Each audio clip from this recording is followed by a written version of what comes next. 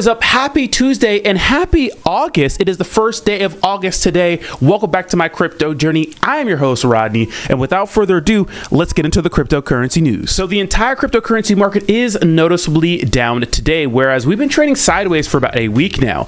The overall cryptocurrency market is down 1.77%. We are sitting at a $1.16 trillion market cap. Our trending tokens are R-Wave, KEK, and Curve DAO token. Now, I think I know the exact reason why we are down on the day, because it looks like the battle between us normies and the SEC when it comes to whether cryptocurrencies are securities or not isn't over just yet. According to a Manhattan judge, some crypto assets are securities, and this is laying down the groundwork for appeals showdown. Obviously, when the SEC lost to XRP, they are going to appeal the case. So it looks like we have two different judges saying two different things, which is opening up another can of worms, which is something we do not need in this space right now. This article reads, cryptocurrencies are considered securities regardless of how they are sold, a Manhattan federal judge said in an opinion, allowing the Securities and Exchange Commission to pursue securities charges against Terraform Labs and its founder, Do Kwon. So obviously this has to do a lot with Terra Luna. Now keep in mind that the charges against Do Kwon are different from the situation with XRP. These are more criminal charges, not civil charges, right? So the opinion issued by the U.S. District Judge Jed Rakoff on Monday contradicts an earlier ruling from the same district court said that Ripple, another cryptocurrency, may not be categorized as a security in all circumstances. It will not impact the prior opinion. So obviously they can't go back on that ruling, but it does open up another can of worms for appeals in the future, showing that the battle isn't over yet. And it looks like Coinbase opened 6% down on the day. So that's not good. And I'm interested to see how this will play out during the week, but it looks like the battle isn't over yet. So steady, lads, all hands on deck. We have to fight the good fight and see this through. Obviously, the biggest piece of news you could say in the cryptocurrency world has been the fact that Richard Heart, the founder of HEX, has been charged by the SEC for misusing customer funds to fund his lavish lifestyle and, of course, issuing unregistered securities. Now, the securities part is a little gray because of the whole XRP ruling, but now what this new judge is saying, I mean, who knows what the heck is going to happen, but the whole living a lavish lifestyle, I mean, check out this clip I made yesterday. They're saying that he also defrauded his investors by using investor funds for personal goods. Now, I wonder how they came to that conclusion. Not exactly sure what this seal these two things shut feature is, but I love things that scream at a distance because there's only two ways to really do fashion, in my opinion. Lot of Dom Perignon, and just got the last Dom Perignon Lady Gaga charity edition. Hold on. Fresh. No, seriously, it looks very good. We out. Hey everyone, in honor of the bear market, I'm eating what might be the world's most expensive caviar. I called the top a year and a half ago, by the way. This is $600 per an ounce. When Richard Heart isn't twerking on social media, he's definitely showing off his lavish lifestyle and pretty much doing what we call outrage marketing, which is doing anything he can to piss people off to get all eyes on HEX. Now, I'm in the camp that not all publicity is good publicity, even though a lot of people will say I'm wrong. And I knew this would spell disaster later down the road. I don't like how he conducts himself on social media. Does it make it wrong because I don't like it? No, but the difference is, right? Look at HEX, who knows, right? The original HEX token, all you can do is stake it. But during the last year, they've come out with their main use case in the decentralized exchange and their layer 1 in Pulse Chain, right?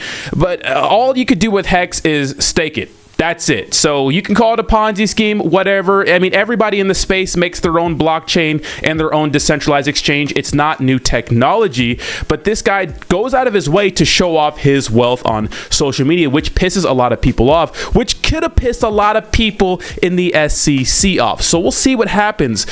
So the whole issuing unregistered securities, I don't know. Remember, this guy did a pre-sale for PulseX and Pulse Chain, which again are a decentralized exchange and his blockchain. Now, he called it a sacrifice, not a pre-sale, a sacrifice where you could send money to a wallet, which I participated in. You could send money to a wallet without any sort of promise that you were going to get anything back. But all people who sent funds to that wallet got tokens for their PulseX and Pulse Chain, you could say pre-sale, right? That's what they did. But he called it a sacrifice, and it looks like the SEC is not buying it. But he did issue a statement on this entire situation. You guys from the SEC are listening. I hope you are. I want you to know in the deepest parts of your heart that I've saved a lot more people from being wrecked than you have. Because I did everything I could to prevent people from putting their money into BlockFi. Did you? I did everything I could to prevent people from putting their money into Celsius. Did you? I did everything I could to put people in charge of their own keys and get them to have self-custody. Did you do that? I called the top on the day. Did you? What have you done? So I break my balls to save people. I'm warning people about bad dApps, fake airdrops, showing people constantly every single hack that happens, right? I hand out free coins out the yin-yang. I created free coins, give them to Bitcoin holders. Now I'm creating free coins, giving them to Ethereum and every single ERC20 holder. I'm the giving tree of crypto. I raised $27 million for charity. You know what the SEC did? The SEC got paid $50 million by BlockFi for suing them. And guess where the $50 million came from? It came right out of the money that would have been used to pay people now that they're bankrupt. What? Hold on a second. So now the people that are hoping to get made whole in the BlockFi bankruptcy have $50 million less to get made whole because the SEC yanked it? That sounds like the opposite of helping people. That sounds like hurting people to me. And then you hear, like, I try to make the world a better place for people, and I just wish the SEC would use its power to screw up all the obviously evil, horrible things that are going on, instead of attacking the good people. And you're just like, why? Why not attack all the horror? There's more than enough horror to go. I think that Richard Hart makes some valid points in that video, because, I mean, who thinks that the SEC's out to really protect people? It seems like they're trying to regulate cryptocurrency out of existence. But when you have a chart that looks like this, right, that looks really, really bad, and a lot of the people holding the bag for HEX are, not up. A lot of people are not up. Yes, the people that got in, early are up 10,000%, sure. But that applies to literally every single crypto out there. So when you have a chart that looks like this, and when you're on social media rubbing in everybody's face when everybody's in the bear market and you're saying you called the top for Bitcoin, yada, yada, yada, yada, yada, and you're flashing all your designer clothes, I'm not being a hater, but that just rubs people the wrong way. So we get it, big dick energy, fine, but those sorts of things make it so a lot of people are not going to be on your side.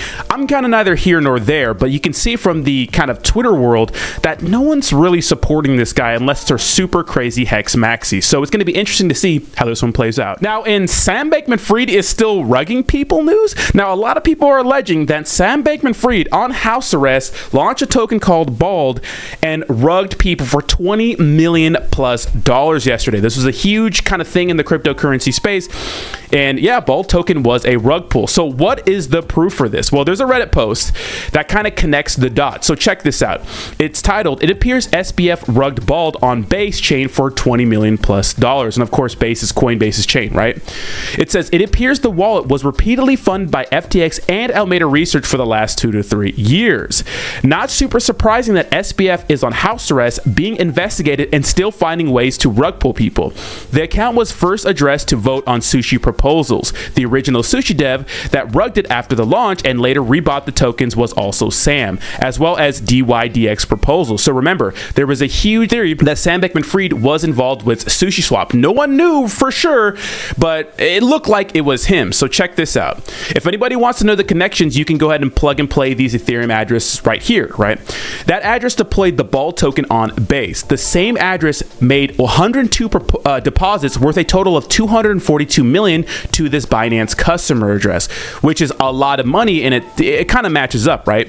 The Binance customer address received a total of $141 million and 150 separate transactions from another address. So the connections are there. And when you think about Sam Bankman-Fried's situation, remember, he's being sued right now because people are alleging that he's using FTX funds to pay for his lawyers. So he probably needed another way to pay for his lawyers, and this quick $20 million was the way to do it. And when you have connections like him, it's easy to pump something up. So Sam Bankman-Fried allegedly on house arrest, still rugging people, which is absolutely bananas. And I want to give a quick shout out to X Token, absolutely sending. We don't have a lot of community tokens and small caps that are doing big things right now in the space, but it looks like X Token is doing big things, looking to hit that $50 million market cap. Remember, community tokens are really, really dangerous. Meme coins is the wild, wild west of cryptocurrency, so you have to be very, very careful. And lastly, I want to talk about our presidential candidate, Ron Desantis, of course, governor of Florida and a pro-cryptocurrency person, talking about CBDCs. In Florida, we've seen them talking about it, so I actually signed legislation where we don't recognize central bank digital currency. Now, Congress could override us on that, but the Fed unilaterally, I don't think they could override us on that. So we've protected Floridians. But as president, on day one, CBDC goes into the trash can. We're not going to allow it. And we are going to let Americans invest in things like Bitcoin and cryptocurrency. No one's forcing you to do it. If you want to do it, you can do it. Biden's war on Bitcoin and cryptocurrency will come to an end when I become president. Now, keep in mind, a lot of people do believe that Ron DeSantis has been losing a lot of steam when it comes to his hopes as to being president, right? A lot of people are kind of giving up on him, but it looks like we have two pro-crypto candidates, right? Presidential candidates, and Robert Kennedy and Ron DeSantis. And I wonder, as if time goes on, will we have more and more pro-crypto people that want to be in the White House, which of course would be good for us crypto bros. Good to see someone taking a stance against CBDCs. Because as we saw in the video clip with China yesterday, where if you were caught speeding, you literally get money taken out of your CBDC wallet just for speeding without ever going to court. That's a totalitarian, communist, kind of cringy dictatorship kind of thing that we do not need in the United States. So let me know what you think in the comments down below. Make sure to like, retweet, subscribe, whatever platform you're watching on. If I brought value to you today, thank you so very much for watching, and I will talk to you tomorrow. Peace.